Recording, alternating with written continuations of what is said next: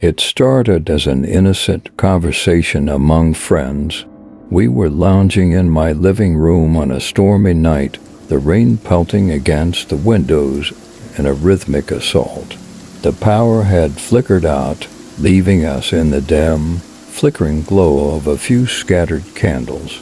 We had exhausted the usual topics of gossip and small talk, and the conversation had turned to the Mandela Effect. "Remember the Berenstain Bears?" Sarah asked, her voice low and conspiratorial.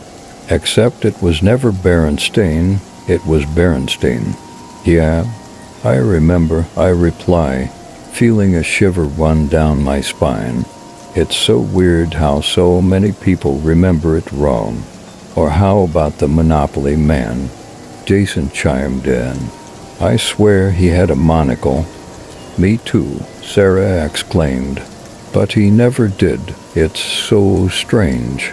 As we shared these collective misremembering, I couldn't shake the feeling that something was off. I had always prided myself on my sharp memory, but even I had been caught off guard by a few Mandela effects over the years. It was as if reality itself had been shifting, rewriting history in subtle but disturbing ways. "Do you guys remember the Statue of Liberty being on Ellis Island?" I asked, my voice barely above a whisper. I could have sworn it was. "No, it's always been on Liberty Island," Jason said, frowning. "But I know what you mean. Sometimes it feels like our memories are being tampered with." As the conversation continued, the atmosphere grew heavier, more oppressive. The candles flickered, casting long shadows on the walls, and the storm outside seemed to intensify. I couldn't shake the sense of unease that had settled over me. It felt like we were teetering on the edge of some dark revelation, one that we weren't meant to uncover. After my friends left, I couldn't sleep. The storm raged on, and the shadows in my apartment seemed to move of their own accord. I tossed and turned, my mind racing with thoughts of misremembered childhoods and altered realities. Eventually, I gave up on sleep altogether and decided to take a walk, hoping the fresh air would clear my head. I stepped out into the rain, pulling my coat tightly round me as I made my way through the deserted streets. The city felt different at night, more sinister somehow. The street lights cast eerie glows, and the puddles on the sidewalk seemed deeper than usual. As I walked, I found myself drawn to an unfamiliar street. I had lived in this neighborhood for years, but I couldn't recall ever seeing this particular road before. The street sign read Mandela Lane, and I couldn't help but chuckle at the coincidence. My curiosity piqued, I decided to explore further. The houses on Mandela Lane were old and decrepit, their windows dark and foreboding. The further I walked, the more the street seemed to twist and warp, the buildings leaning inwards as if they were trying to swallow me whole. I shivered, but I pressed on, driven by a sense of morbid fascination. At the end of the street, I came upon a small, dilapidated house. The door was slightly ajar, and I could see a faint light flickering inside. Against my better judgment, I pushed the door open and stepped inside. The interior was a chaotic mass of old furniture and dust-covered trinkets. The air was thick with the smell of mildew and decay. In the center of the room, there was a small table with an old-fashioned tape recorder on it. Intrigued, I pressed play. The tape crackled to life, and a distorted voice filled the room. "If you're listening to this, it means you've found Mandela Lane. You're not supposed to be here." I froze, my heart pounding in my chest. The voice continued, growing more frantic. "You have to leave. They're watching. They know you remember." A loud crash from upstairs made me jump. I turned to leave, but the door slammed shut, trapping me inside. The voice on the tape grew more desperate. "They're coming for you. They won't let you leave." Panic set in as I searched for another way out.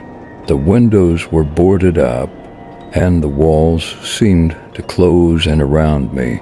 My mind raced, trying to make sense of what was happening.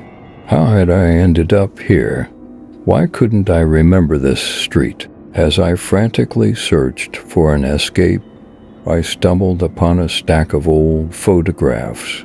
They were of me and my friends, taken at various points throughout our lives, but something was wrong.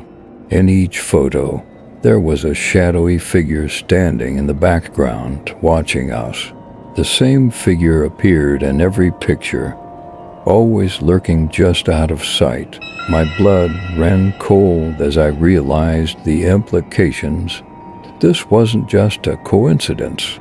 Someone or something had been following us, altering our memories, manipulating our reality. The tape recorder clicked off, and the room plunged into darkness. I could hear footsteps approaching, slow and deliberate.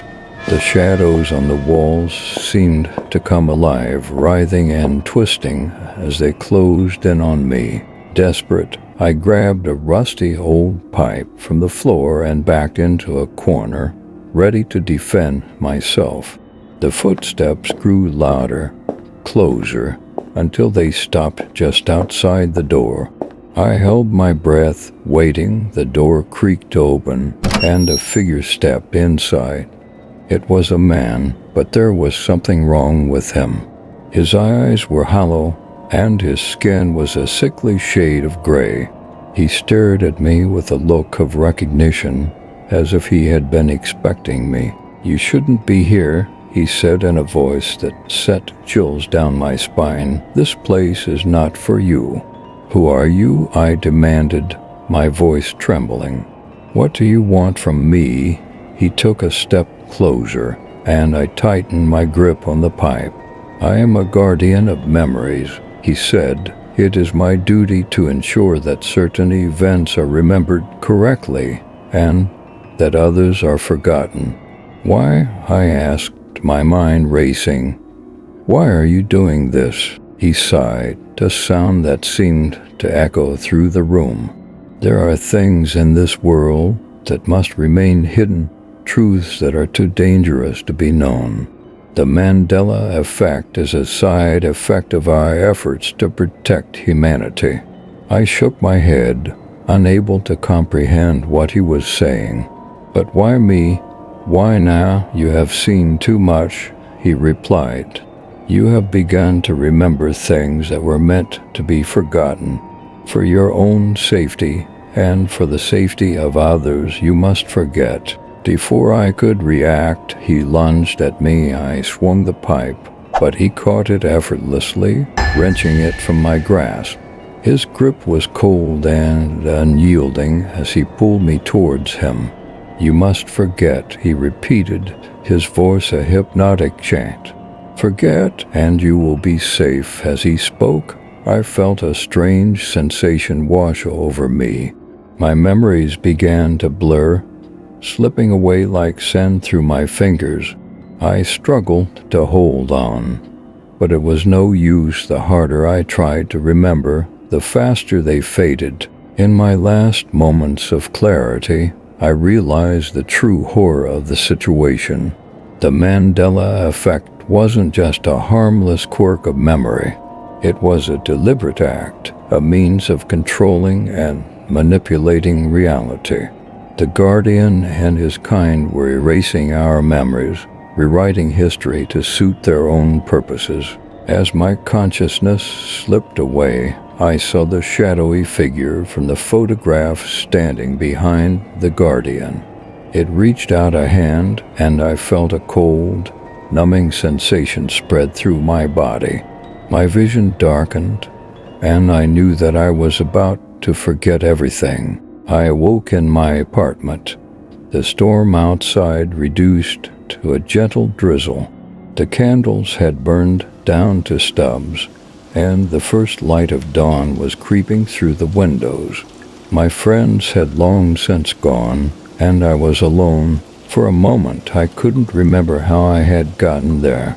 My mind was a foggy haze, filled with half-formed memories and fleeting impressions. I felt a strange sense of loss, as if something important had been taken from me. As the days passed, I began to notice subtle changes in my life. Little things that didn't quite add up, friends who seemed different, places that felt unfamiliar. The Mandela Effect became a common topic of conversation, but I couldn't shake the feeling that it was more than just a harmless curiosity. One night, as I was flipping through an old photo album, I came across a picture of me and my friends.